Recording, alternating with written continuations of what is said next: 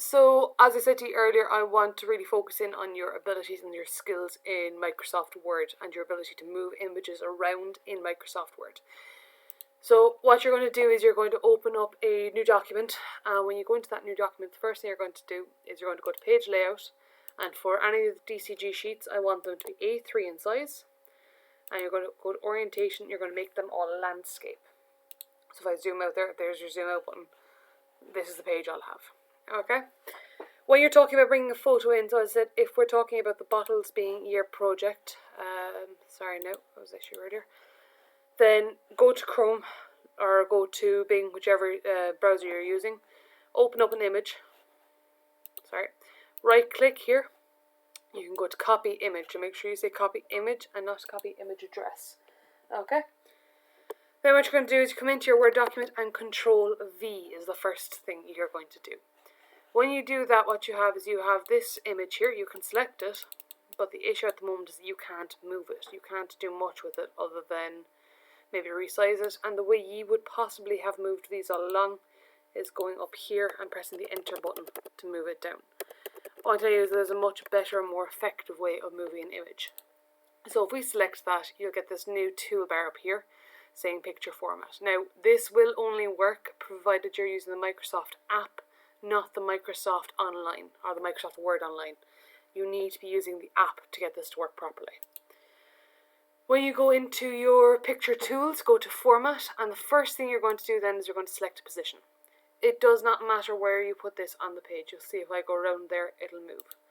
All we're doing when we select a position on the page, a general position, is we're freeing this picture from the anchor, or where it was anchored to on the page. So now I can move that up here, I can move that down here, I can do anything with it. Same thing if I was to put in another image here, right? You're all used to this happening as well. If you put a second image and there's already one there, they interfere with each other, and that gets really annoying when you're trying to format a page. So what you can do with the new image is you could say format to that one as well, position, and again pick a position for that. Right, now these are going to overlap each other like that. That's going to get really annoying. We can solve that. What I'm also going to show you though is that I think that the background of that page looks kind of boring. So if I come out into Chrome again, I can take a background image. So there's two ways of doing this. I can take a background image and I can go here and Control V. Control V is the paste tool as well. And I'll put that image again. As I said, it's going to get a bit repetitive. You pick a position. Now, the first way of doing this is bringing in the image. It comes in like this. It's going to come in front of all of your other pictures. That doesn't look well at all. You can resize it by all means. It's still not going to look well. What you can do with that is you can go up here.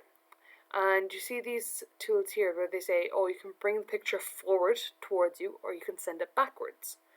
You can also skip a bit of the queue and you can say, right, I want to send it all the way to the back. And if I select that, that pink picture there goes all the way to the back of the document, and these two come in first. Now, the white background on this looks kind of awful. So what I'm going to do is I'm going to select the image here, and there's two ways of removing the background. I'm going to show you both. First one is to do remove background over here. Now again, these are all only found under the picture tools tab on the app. If I zoom into that then, you'll see all the purple places are the places it's going to get rid of. So I need to mark areas to keep. So I want them to keep the top of the bottle, so I'm going to draw a line along there. And I want them to keep the bottom of the bottle too. And you'll see, you might just have to play around with this a bit to get it to keep all of the parts in. And generally that works quite well. Keep changes, and there's my bottle with no background. The other option you have, and will only work some of the time for you, is let's say if we take this picture here and if I do this the other way. So you can go to colour in this one, set a transparent colour, and if there was no white in the middle of your image, you could just set the background to be transparent, and that'll remove the background too for you. It depends on the image what will work better. You'll see that this one here has just come out a little bit better. This one is missing little bits on the side here. So there are two ways of removing backgrounds for images. Alright, and I said now we can move those to wherever I can overlap them. Let's say if I wanted the Coke bottle on the right in front, which is the one I currently have selected, I could bring that forward using this tool up here. Other thing I'm going to point out to you is that you can actually change. So the pink is a little bit harsh, I think, with the background. But I like the general shape of it. Like, I like the opaqueness. What I can do is I can go in and I can change that to maybe blue. I can change it to green, so on and so forth. And I think that just looks a little bit nicer. So then we talk about organizing your page. The other thing you're going to have an issue with is if you go to your text now. If you go to select here, and if you go to start typing, whatever word that is, you're not going to be able to find it. The reason you're not going to be able to find it is because where you're typing is either below the screen page or it's behind it. What you could do is you could say wrap text, and you want this picture to be behind the text, and you'll get the gibberish will show up there. Or the easier one to control is going to be using a text box. So again, for that, what you do is you go to insert, you draw a text box, give that a second to load, preferably load a little bit faster. Draw a text box down here and you'll get this arrow. If you just click and pull there, you'll get this box. So DCG 4th year. Right, if this was the box I wanted to keep, I can keep it like this.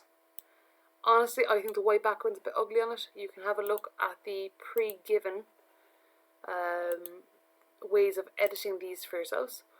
Or if you decide you don't want a background at all on it, you can shape fill, go to no fill. You can go to the shape outline, you can go to no outline, so you won't have the box around it. And what you can do then is you can go up to these. And you can pick one of these that has an outline on it. So any writing, so if writing has a black centre and a white outline, or vice versa, it will be able to be read on any colour. That is something that you might find useful as well. Alright, so you see a white outline, black writing is absolutely legible there. Look lads, I hope that helps you. So what I want you to do with your first page is I want you to get in your images from Chrome. I'm not going to be worried about you getting the URLs for any of it. Don't be worried about that. Alright, I'm not expecting these to be in your images. What you can also do is you can take a photo of a sketch. If you want to add a sketch that you've done into these sheets, you can add a photo in and you can do exactly the same thing. You can add your photo in, you can remove the background from the sketch and put it in that way. Alright, if you have any questions lads, don't hesitate to ask.